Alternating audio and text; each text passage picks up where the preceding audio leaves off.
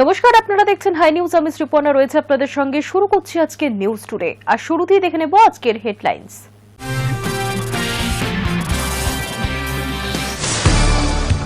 বাংলাদেশে হিন্দু যুবক হত্যাকাণ্ডের প্রতিবাদে কলকাতায় বঙ্গীয় হিন্দু জাগরণ মিছিলের ধুন্ধুমার। বাংলাদেশ ডেপুটি হাইকমিশন ঘেরাও অভিযানের চরম বিশৃঙ্খলা, বিক্ষোভকারীদের ছত্রভঙ্গ করতে লাঠিচার্জ পুলিশের। বাংলাদেশে সংখ্যালঘু যুবক দীপু দাসকে নারকীয় হত্যাকাণ্ড এবং সেদেশে সংখ্যালঘুদের উপর অত্যাচারের প্রতিবাদে দিল্লির বাংলাদেশি দূতাবাসের সামনে ব্যাপক বিক্ষোভ, উত্তেজিত জনতাকে রুখতে লাঠিচার্জ পুলিশের। খসড়া ভোটার তালিকা প্রকাশ করেছে নির্বাচন কমিশন। এবার শুরু হচ্ছে শুনানির কাজ। আগামী 27 ডিসেম্বর থেকে রাজ্যে শুরু এই প্রক্রিয়া। এসআইআর শেষ পর্বে কোনো গাফিলতি চায় না কমিশন। ডিসেম্বরে ফের রাজ্য সফরে আসছেন কমিশনের প্রিন্সিপাল সেক্রেটারি এবং ডেপুটি সেক্রেটারি। বড়দিনে উপহার কলকাতা মেট্রোর। আগামী 25 ডিসেম্বর বেশি রাত পর্যন্ত মিলবে মেট্রো পরিষেবা। ব্লু ও গ্রিন লাইনে রাত প্রায় 10:30 পর্যন্ত চলবে মেট্রো। দিল্লিতে যত শীত বাড়ছে তত লাফিয়ে বাড়ছে দূষণের মাত্রা। তবে দূষণে পৌষ মাস বাড়ছে। দিল্লিতে আই ড্রপ, মাস্ক এবং নেবুলাইজারের বিক্রি বেড়েছে 10-15%।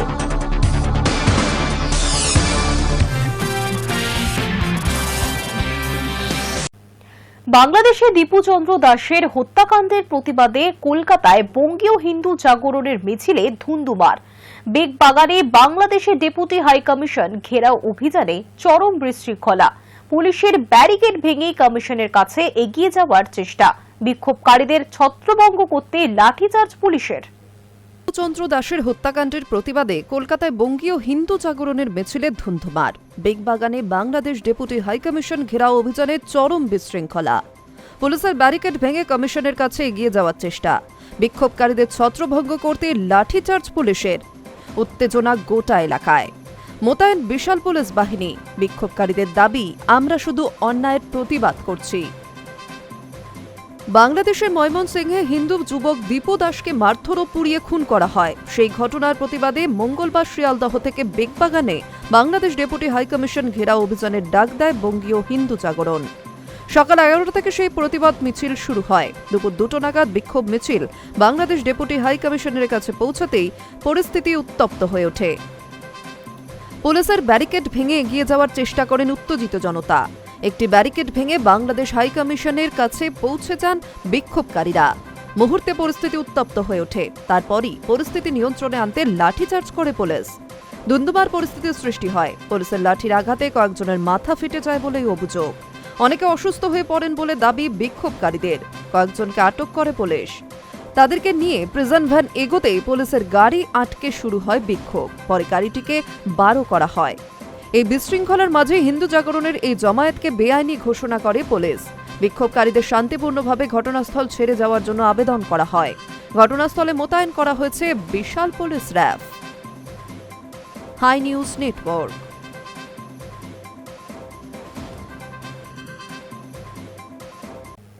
বাংলাদেশের সংখ্যালঘু যুবক দীপু দাসকে নারকীয় হত্যাকাণ্ড এবং সেদেশে সংখ্যালঘুদের উপর অত্যাচারের প্রতিবাদে দিল্লির বাংলাদেশি দূতাবাসের সামনে ব্যাপক বিক্ষোভ। ব্যারিকেড ভেঙে ফেলল ভিআইপি, বজরং দল। উত্তেজিত জনতাকে রুখতে লাঠিচার্জ পুলিশের। বাংলাদেশে দীপু দাস খুনের প্রতিবাদে দিল্লির বাংলাদেশি হাইকমিশনের বাইরে উত্তেজনা ছড়ালো। পুলিশের ব্যারিকেড ভেঙে হাইকমিশনের দিকে এগোনোর চেষ্টা করেন বিক্ষোভকারীরা। তাদের আটকানোর চেষ্টা করে পুলিশ। জমায়েত ছত্রভঙ্গ করতে লাঠিচার্জ করার অভিযোগও উঠেছে। শুধু দিল্লিতে নয়, কলকাতাতেও বাংলাদেশের উপদূতাবাসের অদূরে বিক্ষোভ কর্মসূচিকে কেন্দ্র করে উত্তপ্ত হয়ে ওঠে বেগবাগান এলাকা। সেখানেও পুলিশের ব্যারিকেড টপকে এগোনোর চেষ্টা করেন বিক্ষোভকারীরা। প্রতিবাদ কর্মসূচিকে কেন্দ্র করে মঙ্গলবার সকাল থেকে চাপা উত্তেজনা ছিল দিল্লিতে। সেখানকার বাংলাদেশের হাইকমিশনের নিরাপত্তা জোরদার করা হয়। ত্রিস্তরীয় নিরাপত্তা বলয়ে ঘেরা হয় হাইকমিশন চত্বর। দিকে দিকে বসানো হয় পুলিশ ব্যারিকেড, মোতায়েন অতিরিক্ত বাহিনীও। তবে বেলা গড়াতেই উত্তেজনা ছড়ায় হাইকমিশনের বাইরে।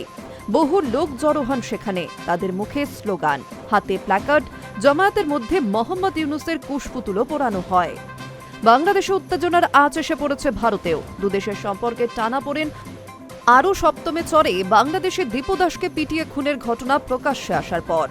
ভারতে তারই প্রতিবাদে দিকে দিকে বিক্ষোভ চলছে। মঙ্গলবার দিল্লি কলকাতাতে বাংলাদেশের হাইকমিশনের সামনে বিক্ষোভ কর্মসূচি হচ্ছে বিশ্ব হিন্দু পরিষদ ও বজরং দলের।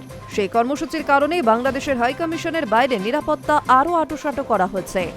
অন্যদিকে কলকাতায় বাংলাদেশের উপদূতাবাসের কাছে হিন্দু জাগরণ মঞ্চ ও বজরং দল বিক্ষোভ দেখাচ্ছে। নিরাপত্তার দায়িত্বে থাকা এক পুলিশ আধিকারিক জানিয়েছেন, প্রতিবাদ বিক্ষোভ কর্মসূচির জন্য বাংলাদেশ হাইকমিশনের সামনে নিরাপত্তা বাড়ানো হয়েছে। ব্যারিকেড বসানো হয়েছে বিভিন্ন জায়গায়। কোনো অপ্রীতিকর ঘটনা যাতে না ঘটে সেই কারণেই অতিরিক্ত পুলিশ মোতায়েন করা হয়েছে।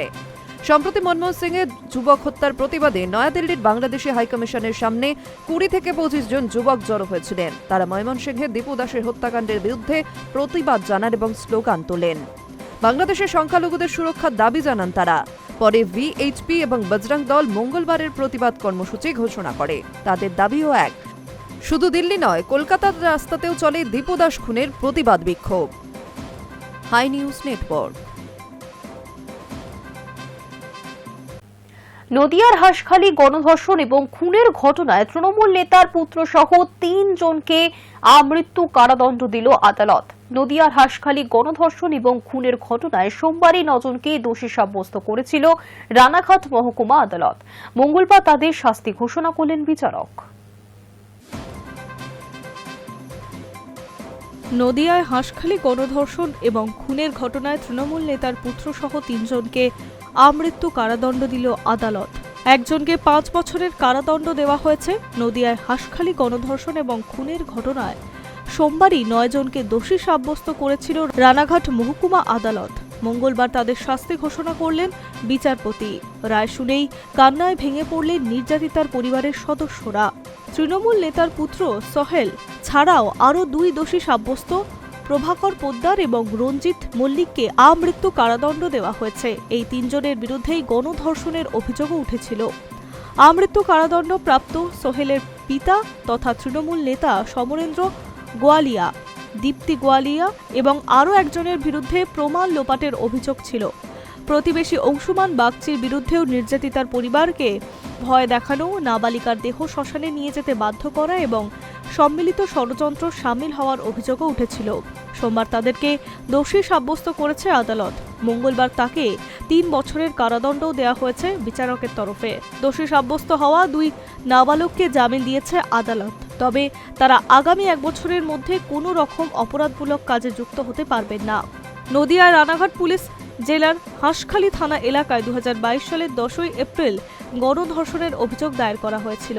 জানানো হয়, 5ই এপ্রিল স্থানীয় তৃণমূল পঞ্চায়েতের সদস্যের পুত্র জন্মদিনের পার্টিতে নিমন্ত্রিত নাবালিকাকে গণধর্ষণ করা হয়েছে। পঞ্চায়েতের সদস্যদের পুত্র এবং তার কয়েকজন বন্ধু মিলে নাবালিকাকে গণধর্ষণ করে বলে অভিযোগ। শুধু তাই নয়, রক্তাক্ত অবস্থায় বাড়ির সামনে ফেলে রেখে গিয়েছিল নির্যাতিতাকে। পরে সেই নাবালিকার মৃত্যু হয়। প্রমাণ লোপাটের জন্য তড়িঘড়ি দেহ সৎকার করা হয়। এই ঘটনা রাজ্য জুড়ে তোলপাড় ফেলে দিয়েছিল।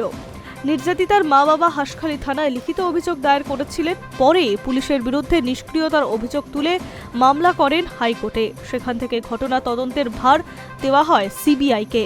নির্যাতিতার পরিবারের জন্য পর্যাপ্ত নিরাপত্তা ব্যবস্থা করতে পুলিশকে নির্দেশ দেয় আদালত। তারপর সিবিআই চার্জশিট জমা দেয়। সেই মামলায় 9 জনকে দোষী সাব্যস্ত করেছিল রানাঘাট মহকুমা আদালত। High news network.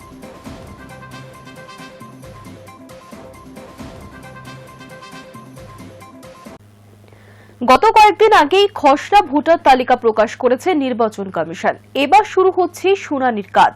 আগামী 27 ডিসেম্বর থেকে রাজ্যে শুরু এই প্রক্রিয়া।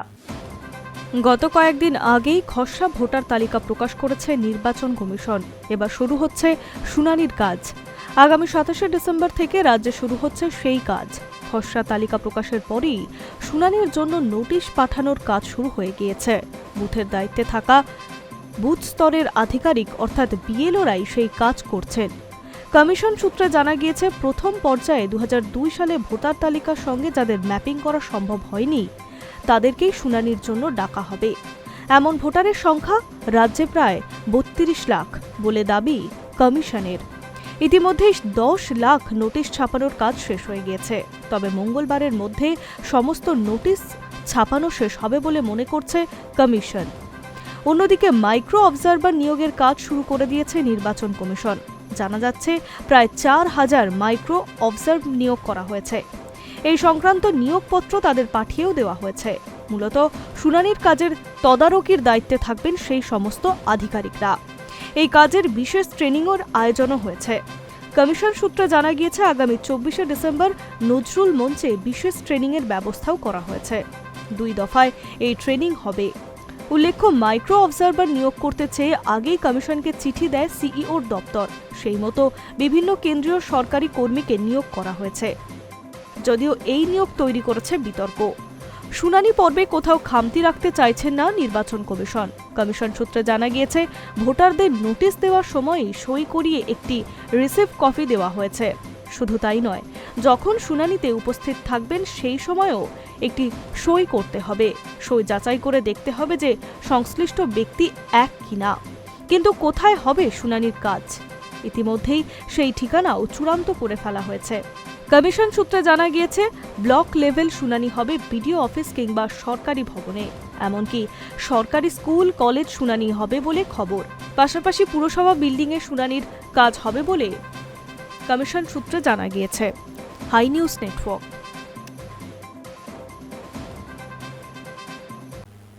এসআইআর শেষ পর্বে কোনো গাফিলতি চায় না কমিশন। ডিসেম্বরে ফের রাজ্য সফরে আসছেন কমিশনের প্রিন্সিপাল সেক্রেটারি এবং ডেপুটি সেক্রেটারি। সব দিক খতিয়ে দেখতে কমিশনের এই বিশেষ প্রতিনিধি দল আসছেন রাজ্যে। বাংলায় যখন এসআইআর শুরু হবে করছে, তখন তার প্রস্তুতি কেমন হচ্ছে না হচ্ছে সেই সমস্ত খতিয়ে দেখতে এসেছিল জাতীয় নির্বাচন কমিশনের প্রতিনিধি দল। সেই সেপ্টেম্বরের পর ডিসেম্বরে ফের রাজ্য সফরে আসছেন কমিশনের প্রিন্সিপাল সেক্রেটারি এসবি যোশী এবং ডেপুটি সেক্রেটারি অভিনব আগরওয়ালও। বাংলায় এসআইআর এর কাজ নিয়ে ইতিমধ্যেই ব্যাপক গাফিলতি ধরা পড়েছে নির্বাচন কমিশনের কাছে। জানা গিয়েছে, সেই সবই খতিয়ে দেখতে নির্বাচন কমিশনের এই বিশেষ প্রতিনিধি দল আসতে চলেছে। তারা যেমন একদিকে চলতি এসআইআর পর্বের কাজ পুঙ্খানুপুঙ্খ খতিয়ে দেখবেন, এর পাশাপাশি আসন্ন চূড়ান্ত পর্যায়ের কাজে যাতে আর কোনো গাফিলতি না হয়, মূলত সেই বিষয়েই কমিশনের নির্দেশকে মনে করিয়ে দিতে তারা বাংলায় আসছেন। এদিকে 24শে ডিসেম্বর নজরুল মঞ্চে মাইক্রো অবজারভারদের নিয়ে যে ট্রেনিং হবে, সেখানেও নির্বাচন কমিশনের এই আধিকারিকেরা উপস্থিত থাকতে পারেন বলে খবর। কমিশনের এক সূত্র বলছে, যাতে শেষ পর্যায়ে এসে নতুন করে আর কোনো ভুল না হয়, সে কথাই মনে করিয়ে দেওয়ার জন্যই আসছে 2 সদস্যের প্রতিনিধি দল। এদিকে এসআইআর ইস্যুতে একটি বৈধ ভোটারের নামও যেন বাদ না যায়, সেই লক্ষ্যেই সোমবার নেতাজি ইন্ডোর স্টেডিয়ামে তৃণমূলের বিএলএ এবং বিএলএ 2দের নিয়ে বৈঠকে বসেছিলেন মুখ্যমন্ত্রী। সেই বৈঠক থেকেই দেশের নির্বাচন কমিশনের পাশাপাশি রাজ্যের মুখ্য নির্বাচনী আধিকারিকের ভূমিকা নিয়েও প্রশ্ন তোলেন তিনি। এসআইআর এর দ্বিতীয় পর্বের কাজ খতিয়ে দেখতে কেন্দ্রীয় সরকারি কর্মচারীদের নিযুক্ত করেছে কমিশন। সেই নিয়োগ ঘিরেই আপত্তি মুখ্যমন্ত্রীর। তিনি স্পষ্ট জানিয়ে দিয়েছেন, কেন্দ্রীয় কর্মীরা কারা, কোন দপ্তরের, কোথায় থাকেন, সব কিছুর বিস্তারিত তথ্য তার চাই। তার কথায়, আমি শুনেছি কেন্দ্রীয় সরকারি কর্মচারীদের দায়িত্ব দেওয়া হচ্ছে, কাকে অ্যাপয়েন্ট করা হয়েছে, তারা কোন ডিপার্টমেন্টে কাজ করে, কোথায় থাকে, সব ডিটেলস আমার চাই। আমি ওদের সহযোগিতা করব, কিন্তু ডিটেলস চাই। স্টেটকে না জানিয়ে রাজ্যের লোকেদেরও নিয়েছে। মাইক্রো অবজারভার কারা, নাকি বিজেপির দালাল? হিয়ারিং ভেন্যু এখনো স্পষ্ট নয় বলেও অভিযোগ করেছেন মুখ্যমন্ত্রী। নতুন নির্দেশে বলা হয়েছে, মাইক্রো অবজারভার হবেন কেন্দ্রীয় সরকারি কর্মীরা। এই সিদ্ধান্ত নিয়েই প্রশ্ন তুলেছেন তিনি। কেন? আমার রাজ্যে ভোট করবে অন্য রাজ্যের লোকেরা, বিজেপির লোকেরা, গুজরাটের লোকেরা, ওরা হিয়ারিং করবে? বাংলা ভাষা জানে, ভাষা বোঝে? সবকিছুর একটা লিমিট থাকা দরকার, ক্ষোভ উগরে দিয়েছেন মুখ্যমন্ত্রী। বস্তুত আনম্যাপড যে 32 লক্ষ নাম ছিল, ইতিমধ্যেই তাদের সকলের কাছেই হিয়ারিং নোটিশ পাঠানো হয়ে গিয়েছে বলে কমিশন সূত্রে খবর। কমিশন জানিয়েছে, নোটিশের পর নির্দিষ্ট শুনানির দিন যদি কেউ উপস্থিত থাকতে না পারেন, তাহলে সেটা আগে থেকে জানাতে হবে। তবে সেক্ষেত্রে পরবর্তী মাত্র 1 দিন তাকে সময় দেওয়া হবে, তার বেশি দেওয়া সম্ভব নয়। High news network. এবার থেকেই ডোমিসাইল সার্টিফিকেট কলকাতা পৌরসভার কেন্দ্রীয় ভবন থেকে পাওয়া যাবে।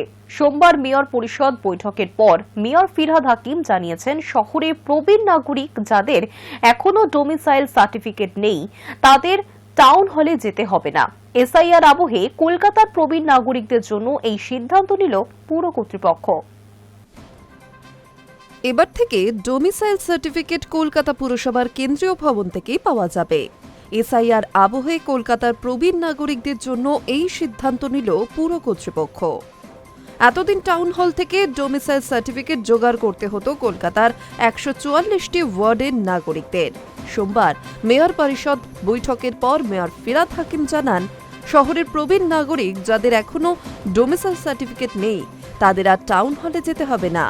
পুরসভার কেন্দ্রীয় ভবন থেকে ডোমিসাইল সার্টিফিকেট দেওয়া হবে। ঘটনা হলো, কলকাতায় যারা বসবাস করছেন কিন্তু প্রামাণ্য নথি নেই তারা এসআইআর আবহের রীতিমতো উদ্বেগে আছেন। প্রামাণ্য নথি সংগ্রহ করে আইএএস অথবা গেজেটেড অফিসারের স্বাক্ষর সহ সেই আবেদনপত্র পুরসভার হেল্প ডেস্ক বা স্বাস্থ্য বিভাগের কাউন্টারে জমা দিতে হবে। মেয়র বলছেন, পুরসভায় বর্তমানে 20টি কাউন্টারে বার্থ এবং ডেথ সার্টিফিকেট দেওয়া হচ্ছে। প্রথমে সমস্ত নথি খতিয়ে দেখা হচ্ছে। পুরসভার রেকর্ড রুমের তথ্যের সঙ্গে নথি মিলে গেলেই বার্থ বা ডেথ সার্টিফিকেট দেওয়া হয়। শুধু তাই নয়, ফিরহাদ এই প্রসঙ্গে আরও জানান, ডোমিসাইল সার্টিফিকেট টাউন হলে যে পদ্ধতিতে দেওয়া হতো এখানেও সেই একই পদ্ধতি অবলম্বন করেই তা দেওয়া হবে। মানুষের সুবিধার জন্য এই ব্যবস্থা করা হয়েছে। পাশাপাশি প্রতিটি বড় অফিসেই বাংলা সহায়তা কেন্দ্র রয়েছে। আগামী দিনে ডোমিসাইল সার্টিফিকেট যাতে বড় অফিস থেকে দেওয়া যায় তার জন্য বিশেষ উদ্যোগ নেওয়া হচ্ছে বলে পুরসভা সূত্রে জানা গিয়েছে। অন্যদিকে বার্থ সার্টিফিকেট এখন অনলাইনে পাওয়া যায়, কিন্তু কোনো মৃত ব্যক্তির ডেথ সার্টিফিকেটের কোনো নথি যদি পুরসভার কাছে থেকে থাকে তবে প্রয়োজনে হাতে লেখা ডেথ সার্টিফিকেট বড় অফিস থেকে দেওয়ার কাজ দ্রুত শুরু হবে। এর ফলে নাগরিকদের সময় ব্যয় করে কেন্দ্রীয় ভবনে আসতে হবে না। বাড়ির কাছের বড় অফিস থেকেই কয়েকদিনের মধ্যেই পেয়ে যাবেন তারা death certificate. High news network. এসআইআরে 1 লক্ষ মতুয়ার নাম বাদের ইঙ্গিত শান্তনুর। ভোটার তালিকা থেকে নাম বাদ যাওয়া নিয়ে এমনিতেই আশঙ্কায় রয়েছে মতুয়া সমাজ, আর এরই মাঝে শান্তনুর মন্তব্যে আতঙ্ক বাড়ল কয়েক গুণ। এসআইআরে 1 লক্ষ মতুয়ার নাম বাদ যেতে পারে, এবার এমনই বিস্ফোরক মন্তব্য করলেন বনগাঁর সাংসদ তথা কেন্দ্রীয় মন্ত্রী শান্তনু ঠাকুর। ভোটার তালিকা থেকে নাম বাদ যাওয়া নিয়ে আশঙ্কায় রয়েছে মতুয়া সমাজ। এরই মাঝে শান্তনুর মন্তব্যে আতঙ্ক বাড়ল কয়েক গুণ। সোমবার বনগাঁর গারাপোতায় বিজেপির এক প্রতিবাদ সভায় অংশ নিয়েছিল কেন্দ্রীয় মন্ত্রী।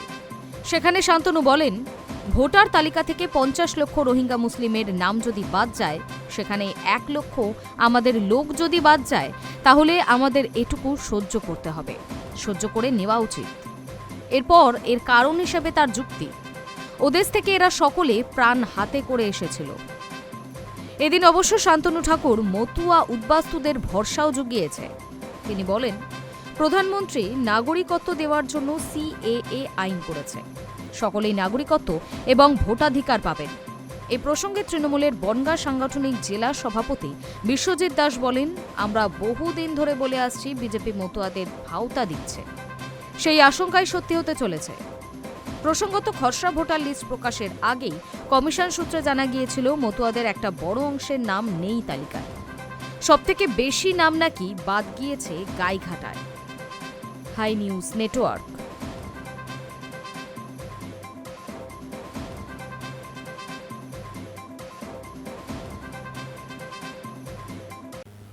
22শে ডিসেম্বর নতুন দল ঘোষণা করেছেন হুমায়ুন কবির। পাশাপাশি 10 প্রার্থীর তালিকা প্রকাশ করেছিলেন ভরতপুরের প্রাক্তন বিধায়ক। তালিকা প্রকাশের 24 ঘন্টা পেরোনোর আগেই প্রার্থী বদল। জানা যাচ্ছে, বালিগঞ্জ থেকে লড়ছেন না নিশা। ওই আসনে মুসলিম প্রার্থী দেবেন ঘোষণা হুমায়ুনের। নতুন দলের নাম ঘোষণা করে আসন্ন বিধানসভা নির্বাচনের 10 প্রার্থীর তালিকা প্রকাশ করেছিলেন ভরতপুরের বিধায়ক হুমায়ুন কবির। বালিগঞ্জ থেকে প্রার্থী করেছিলেন নিশা চট্টোপাধ্যায়কে। তালিকা প্রকাশের 24 ঘন্টা পেরোনোর আগেই প্রার্থী বদল। জানা যাচ্ছে, বালিগঞ্জ থেকে লড়বেন না নিশা। জনতা উন্নয়ন পার্টির তরফে হুমায়ুন কবির জানালেন বালিগঞ্জ থেকেও লড়বেন মুসলিম প্রার্থী। আগামী 7 দিনের মধ্যেই নাম ঘোষণা করবেন তিনি। তৃণমূল সাসপেন্ড করার পরই ভরতপুরের বিধায়ক জানিয়েছিলেন 22শে ডিসেম্বর নতুন দল ঘোষণা করবেন তিনি। বিধানসভা নির্বাচনের 100-র বেশি আসনে প্রার্থীও দেবেন। পূর্ব ঘোষণা মতো সোমবার নিজের দল ঘোষণা করেন হুমায়ুন। আগামী নির্বাচন অর্থাৎ 26-এর বিধানসভা নির্বাচনকে মাথায় রেখে 10 আসনে প্রার্থীর নামও ঘোষণা করেন তিনি। যে তালিকায় নিজের নাম ছিল 2টি কেন্দ্রে। শুধু তাই নয়, তালিকায় ছিলেন হিন্দু প্রার্থীও। বালিগঞ্জের প্রার্থী হিসেবে তিনি ঘোষণা করেছিলেন নিশা চট্টোপাধ্যায়ের নাম। তবে রাত পোহাতেই বদলে গেল ছবি। জানা যাচ্ছে হুমায়ুনের দলের হয়ে ভোটের লড়াইয়ে নামবেন না নিশা। কিন্তু কেন? কারণ হিসেবে জানা গিয়েছে সোশ্যাল মিডিয়ায় বহু ভিডিও রয়েছে নিশা, যা জনতা উন্নয়ন পার্টির ভাবমূর্তি নষ্ট করবে বলেই মনে করছে দল। সেই কারণেই প্রার্থী বদলের সিদ্ধান্ত। এই বিষয়ে হুমায়ুন কবির বলেন, ওনার কিছু ভিডিও রয়েছে সোশ্যাল মিডিয়ায় যা দলের ভাবমূর্তি নষ্ট করতে পারে। সেই কারণেই এই সিদ্ধান্ত। আগামী 7 দিনের মধ্যে বালিগঞ্জ আসনে মুসলিম প্রার্থীর নাম ঘোষণা করব। এই প্রসঙ্গে এক কংগ্রেস নেতা বলেন, উনি কি বলছেন, কেন করছেন সেটা উনিই জানেন। এগুলোকে গুরুত্ব দেওয়ার কোনো কারণ নেই। High news network.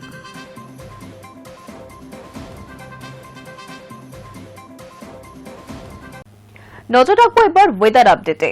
শীত পড়ছে না বলে যারা আক্ষেপ করছিলেন তাদের জন্য এবার সুখবর। এবার নামছে পারদ। ভরা ডিসেম্বরে 15 থেকে 16 ডিগ্রি তাপমাত্রা পছন্দ করছিলেন না শীতপ্রেমীরা। এবার শীতপ্রেমীদের আশায় শান দিয়ে বঙ্গে পড়বে হাড় কাঁপানো ঠান্ডা। শীত পড়ছে না বলে যারা অপেক্ষা করছিলেন তাদের জন্য এবার সুখবর। এবার নামছে পারদ। ভরা ডিসেম্বরে 15 থেকে 16 ডিগ্রি তাপমাত্রা পছন্দ করছিলেন না শীতপ্রেমীরা। পশ্চিমী ঝঞ্ঝার জেরে সেই আবহাওয়া থেকে মুক্তিও পাচ্ছিল না বঙ্গবাসী। বড়দিনের ছুটিটা অন্তত একটু জাঁকিয়ে শীত পড়ুক চাইছিলেন বাঙালিরা। সেই আশা মিটতে চলেছে অবশেষে। এবার পড়বে হাড় কাঁপানো শীত। আবহাওয়ার পূর্বাভাস বলছে ঝঞ্ঝা কেটে যাওয়ায় একটু একটু করে তাপমাত্রা কমতে শুরু করেছে। সেই সঙ্গে কুয়াশার চাদর সরে যাচ্ছে। ঘন কুয়াশায় হাত থেকে আপাতত মুক্তি মিলবে। এবার শুক্র শীতের খেলাও শুরু হবে। আবহাওয়াবিদরা জানাচ্ছে কাশ্মীরের তুষারপাত বেড়েছে, ফলে জোর বাড়বে উত্তরের হাওয়া।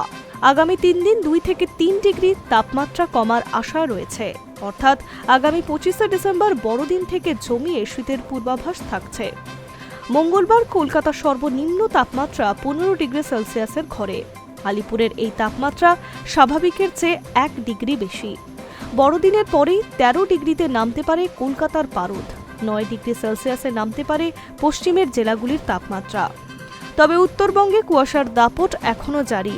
ঘন কুয়াশার চাদরে মুড়ে গিয়েছে গোটা ডুয়ার্স। বড়দিনের আগে মঙ্গলবার ডুয়ার্সের একাধিক এলাকায় জাঁকিয়ে শীত পড়েছে। বেলা বাড়ার সঙ্গে সঙ্গে আরও বাড়ছে শীত ও কুয়াশার দাপট। রাজ্য সড়ক থেকে জাতীয় সড়ক সর্বত্রই প্রায় দৃশ্যমানতা শূন্যের কাছাকাছি। আলো জ্বালিয়ে যানবাহন চলছে। সড়কে দেখা মিলছে খুব কম সংখ্যক মানুষের। ধূপগুড়িতে দিনের সর্বনিম্ন তাপমাত্রা 14 ডিগ্রি সেলসিয়াস এবং সর্বোচ্চ তাপমাত্রা প্রায় 25 ডিগ্রি সেলসিয়াসের থাকার সম্ভাবনাও রয়েছে। High news network.